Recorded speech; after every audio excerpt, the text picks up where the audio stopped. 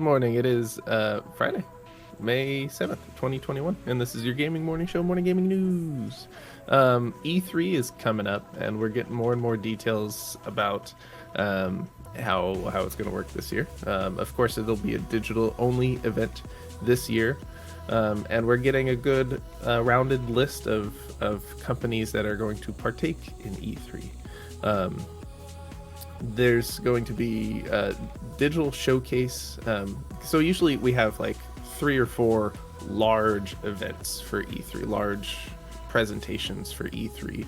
But then a lot of other companies are there on the floor showing off new things, and having more like smaller behind the doors sort of events for press and stuff like that. Well, the fact that they can't have those smaller companies on the floor showing things to press, they have to do something to give them some space. So we're seeing more companies confirmed to be part of these showcases, including Square Enix, Bandai Namco Entertainment, Gearbox Entertainment, Devious Eye Entertainment, Turtle Beach, Verizon, Binge, and Xseed Games.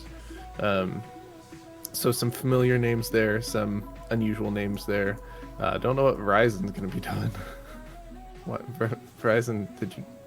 Did you click the wrong link? Is Verizon usually at E3? I don't think Verizon's usually at E3. And then larger companies that are gonna have more of their own thing include Nintendo, Xbox, Take-Two Entertainment, Ubisoft, Capcom, and Warner Brothers. Sony and Electronic Arts are both sitting out E3, opting to do their own showcases instead of those attached to E3, which is what Sony has done the last couple years, so no big surprises there. Konami had also confirmed to be in attendance, but they pulled out last minute. My guess is that they had probably one big thing they were wanting to show and then some small things, and that big thing must not be ready, because it just happened like in the last week, and we're about a month out from E3. So no Konami this year. So we can look forward to E3 taking place from June 12th to June 15th, so just over a month to go. And you can check out more information from the ESA website, or any of the numerous video game focused news channels. They all have information as it gets closer.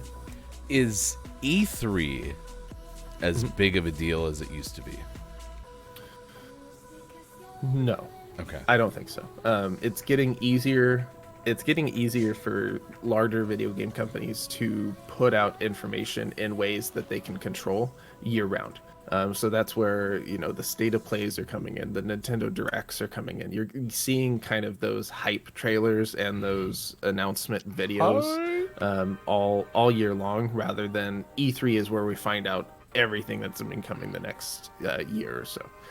So no, it's not as big of a deal, but it is still exciting because I think what's unique about it is we're getting those sort of videos for multiple companies in the same time. So it does give us a lot of information, but like if you're a huge Nintendo fan, is this the one event all year that you should look forward to? Probably not. But if you're a video game fan in general, it's a good time to celebrate the industry and see some cool announcements and some cool trailers.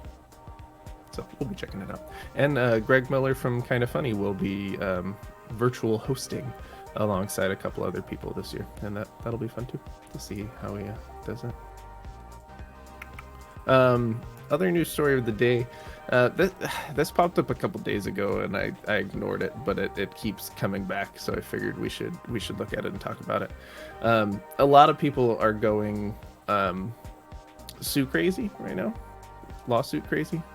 I guess it's all the time, but there's a trend right now, and I picked this story regarding the Sony PlayStation digital store, but the same is currently happening to Steam as well.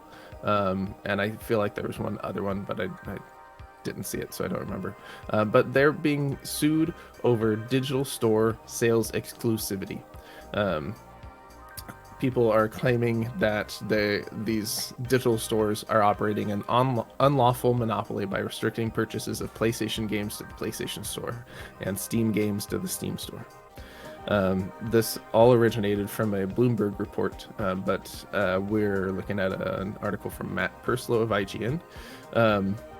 The class action lawsuit filed by consumers notes that by restricting digital purchases to the official PlayStation Store, Sony Interactive Entertainment are able to charge up to 175% higher than physical games sold by retailers, both online and in store. So this isn't a new thing. People have complained about this all the time. I wouldn't be surprised if there's been a lawsuit about this in the past, but now we're looking at it again.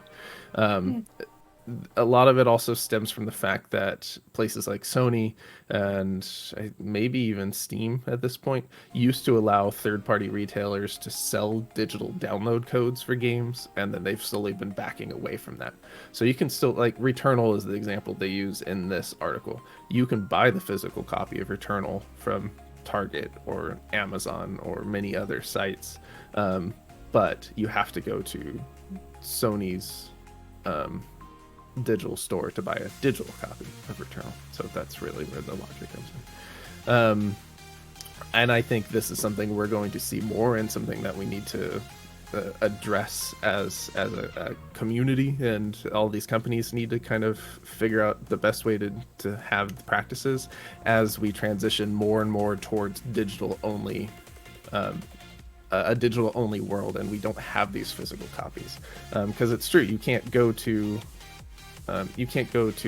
Target 6 months after a game comes out and buy a marked down or on sale digital copy of these games. They do go on sale, but it has to be through Sony. So I can see where the people filing the suit have an argument, but I also think it's silly, and the system just needs to be fixed. I don't have the answers. Don't look at me. Sean, it's been the issue forever, though, right? Oh yeah, this has been going on forever, and I don't know why all of a sudden like multiple stores are getting sued. I think just one savvy lawyer was like, I need to get I'm going to sue all of you. So, Sean, just a follow-up question. What's the answer, though? I don't have the answer. But don't call me. If they call me into court, I'm gonna be like, I don't have the answer.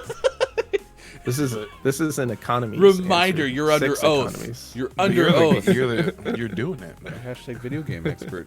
If you don't have the answers, who will? Who will? I have the video. We're I have all the video game screwed. answers. These are legal and economic answers. I don't have those. We'll call I our can't be lawyer. held responsible. We actually do have a lawyer friend who's been on the show before, so Yeah, we do. Yeah, that'd be something interesting to discuss with him for sure. Well, it takes you back to like the GameStop thing too, then, right? I mean, GameStop forever is sold overpriced garbage. For sure. But hey, And- you could sell them back and make a couple cents. It's like college. $700 for this book. Oh, we'll buy it back from you. Here's 16 cents. And then they sell it back for $50. Yeah. And just repeat that over and over.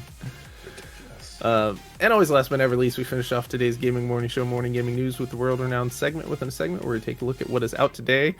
We got some exciting things out today. Do you guys remember what's out today? yes. Resident Evil Village out on PlayStation 5, PlayStation 4, my Xbox gosh! Series X, Xbox Series S, Xbox One, PC, and Stadia. That's not the one I was thinking about.